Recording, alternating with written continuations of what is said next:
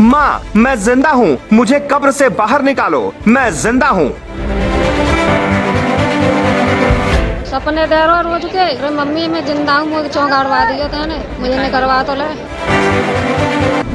वो बेटा जो मरने के बाद माँ के सपने में आया और बोला, माँ मैं जिंदा हूँ, मुझे कब्र से निकालो। फिर जो हुआ वो देखकर आपके रोंगटे खड़े हो जाएंगे, आपके पूरे शरीर में सिहरन दौड़ जाएगी।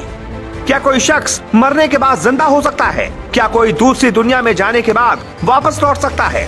क्या कोई मृतक खुद ये बता सकता है कि मैं जिंदा हूँ, मुझे बचा लो?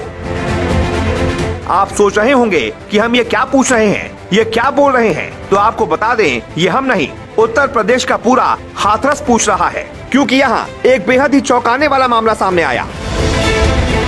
हाथरस के नगला चौबे इलाके में 29 मई को एक लड़के की सांप के काटने से मौत हो गई थी। 18 साल के युवक को सांप ने डस लिया था, जिसके बाद परिवार के लोग उसे सदर अस्पताल लेकर पहुंचे, लेकिन डॉक्टरों ने उसे मृत घोषित कर दिया। इसके बाद परिवार शव को लेकर कई ओझा और जोगियों के पास भी गया, लेकिन उसकी जिंदगी वापस नहीं लौटी। जिसके बाद परिवार वालों ने लड़के को पोखर में गड्ढा खोदकर दफन कर दिया। 2 दिन तक सब कुछ सामान्य था, लेकिन 2 दिन बाद वो हुआ जिसने पूरे इलाके में दहशत फैला दी।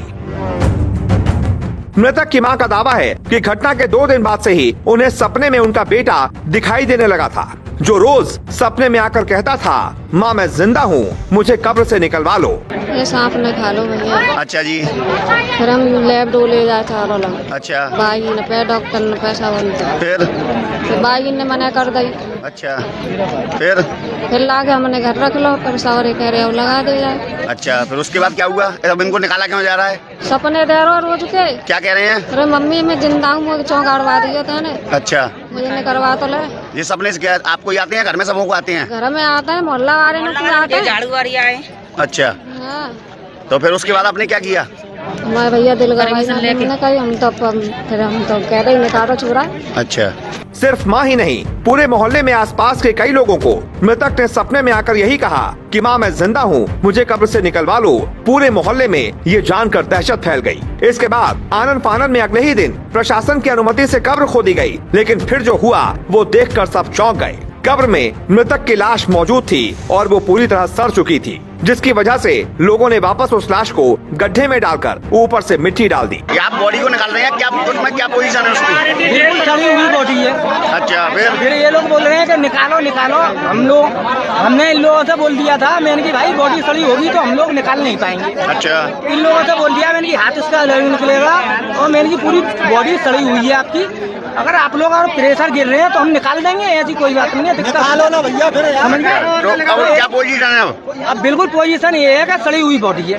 अच्छा। अब बोलो उसको निकालने से क्या होगा? हमें ना मालूम क्या होगा, वो इन लोगों को मालूम। युवक की मां के मुताबिक यही सपना उनके 12 और भी रिश्तेदारों को आया था। इसी वजह से महिला ने अपने बेटे की कब्र खोदने की जिद की और प्रशासन से अनुमति मिलने के बाद कब्र खोदी भी गई। लेकिन जैसे ही कब्र खुदी, महिला का भ्रम टूट गया। उनका बेटा जिंदा नहीं था, बल्कि उसकी लाश बुरी तरह सड़ चुकी थी और इसी के साथ एक माँ की सारी उम्मीदें चकनाचूर हो गयी। वो सोच रही थी कि शायद उसका बेटा जिंदा होगा, तभी वो सपने में आकर ऐसा कह रहा है।